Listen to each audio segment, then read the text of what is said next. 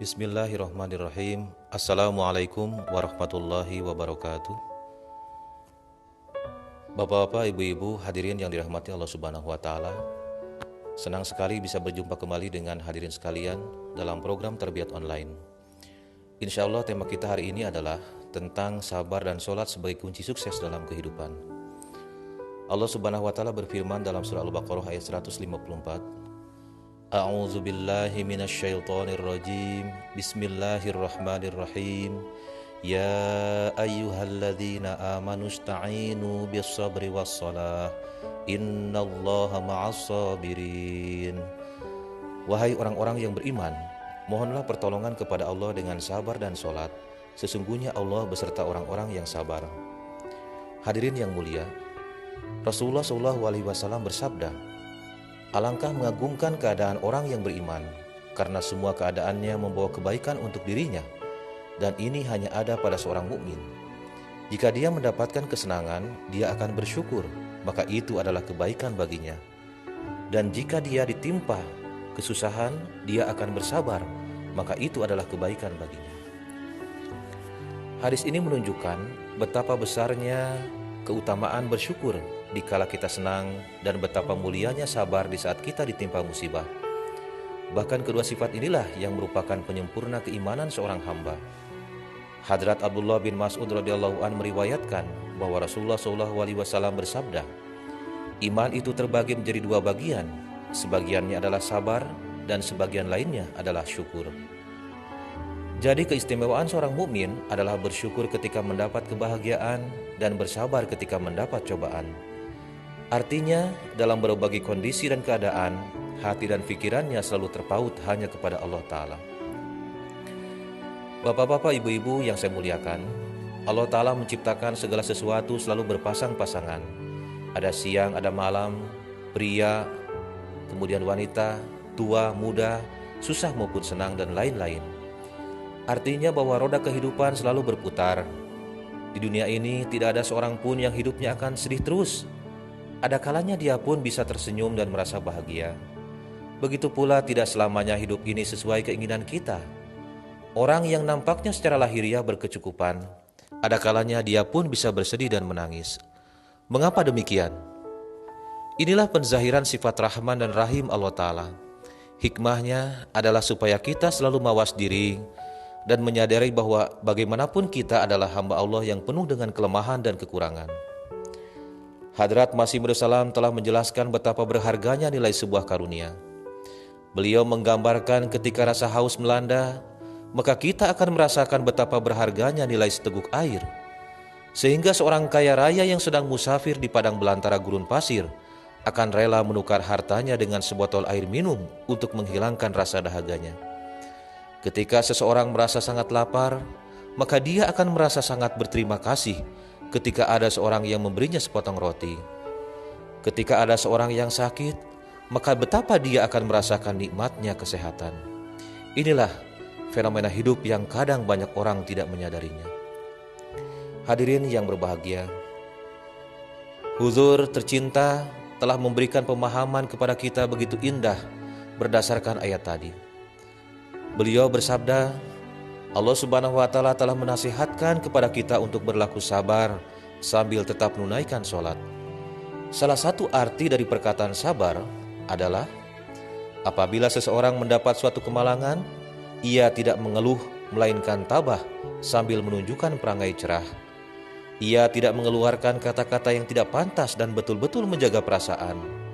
Kadang-kadang karena beban berat yang harus dipikul, sehingga seseorang dengan tidak sadar mengeluarkan dari mulut kata-kata yang tidak layak dan merupakan keluhan terhadap Tuhan yang Maha Perkasa. Dan hal ini harus dihindari.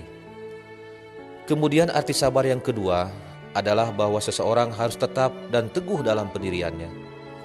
Yang ketiga adalah perintah Allah yang Maha Kuasa harus tetap dipegang erat-erat dan harus berbuat sesuai dengan itu semua. Kemudian dia tidak boleh menyimpang dari apa yang telah Tuhan melarangnya. Hadirin sekalian, jadi perkataan sabar, Huzur jelaskan, yaitu bila saja menghadapi percobaan dan ujian atau kesulitan apapun, maka dia harus hadapi dengan tabah dan tahan mental serta hati teguh dan jangan bimbang. Jika tidak, akan membawa kegoncangan dan kelemahan iman. Dan yang kedua ialah bahwa dia harus selalu memperhatikan dan mentaati hukum-hukum Allah Subhanahu wa taala dan harus berserah diri kepada Allah yang Maha Kuasa dengan penuh tawakal kepadanya. Untuk memperkuat keimanan, keteguhan hati, perkataan sholat juga sudah difirmankan di dalam ayat tersebut. Ini berarti bahwa Allah Subhanahu wa taala telah mengarahkan dan memerintahkan kepada kita untuk tidak melupakan sholat dan harus banyak memanjatkan doa kepadanya di dalam menghadapi ujian atau percobaan dan kesulitan itu. Bapak-bapak, ibu-ibu yang saya hormati, dunia adalah darul amal, tempat bagi kita untuk banyak beramal, banyak beribadah, beramal soleh yang merupakan bekal untuk kita demi menghadapi kehidupan kekal di yaumul akhir. Selain itu, dunia pun disebut juga sebagai darul masaib, yaitu tempatnya musibah ataupun ujian. Dan melalui ujian itulah kita akan mendapatkan ganjaran dan pahala yang berlipat ganda dari Allah Subhanahu wa taala, dan kita akan melihat betapa zahirnya pertolongan Allah taala. Kadangkala hidup ini berjalan sesuai keinginan kita, doa-doa kita dikabulkan sesuai harapan, namun terkadang juga Allah menguji kita, seakan permohonan kita tidak dikabulkannya. Padahal Allah Maha tahu apa yang terbaik untuk kita. Namun satu hal yang harus kita catat, bahwa kita harus selalu berhusnuzon ataupun berbaik sangka kepada Allah Subhanahu wa taala. Hadirin yang mulia, wabah penyakit yang melanda saat ini adalah merupakan ujian bagi kita semua.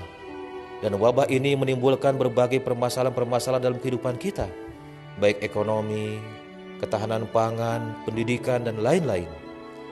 Bagi yang imannya lemah, bisa saja menjadi putus asa, dia menjadi stres atau kehilangan harapan dan akal sehat.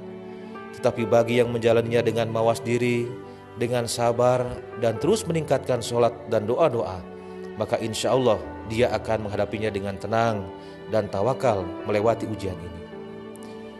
Seorang filosof muslim yang terkenal bernama Ibnu Sina, beliau berkata, kepanikan adalah separuh penyakit, ketenangan adalah separuh obat, dan kesabaran adalah permulaan kesembuhan.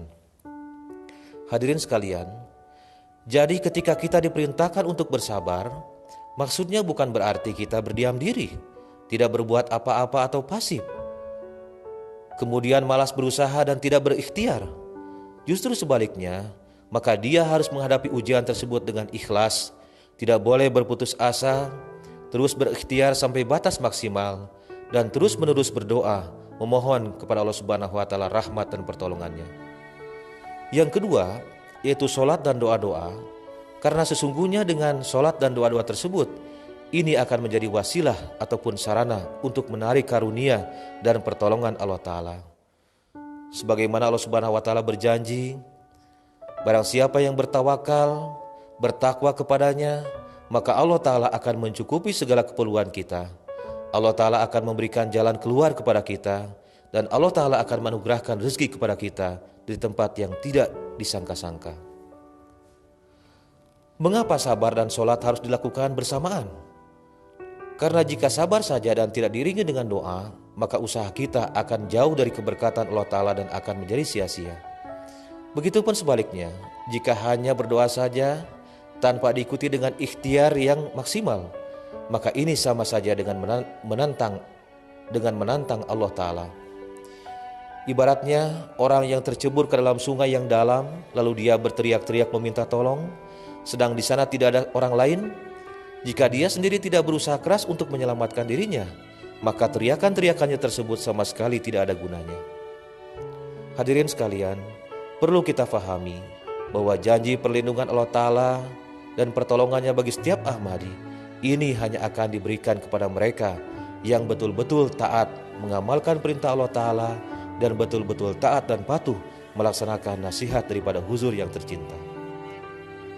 Huzur Al-Khamis Aidallahu Ta'ala Birasril Aziz bersabda, apabila kita mencari perlindungan dan pertolongan Allah Subhanahu wa Ta'ala, maka itu harus dilakukan dengan penuh sabar dan istiqomah yang sungguh-sungguh.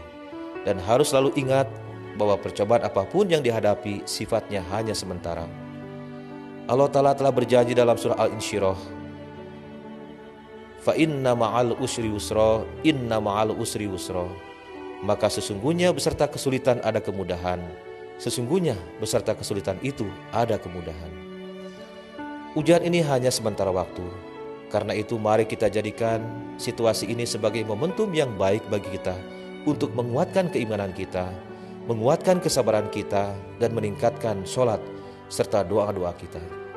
Selain itu mari kita juga perkuat kepedulian sosial dan rasa solidaritas kita terhadap sesama yang sedang kesulitan. Semoga Allah Subhanahu wa Ta'ala selalu menzahirkan rahmat dan pertolongannya kepada kita semua. Amin Allahumma amin. Jazakumullah ahsanal jaza. Wa akhiru da'wana alhamdulillahi rabbil alamin. Wassalamualaikum warahmatullahi wabarakatuh.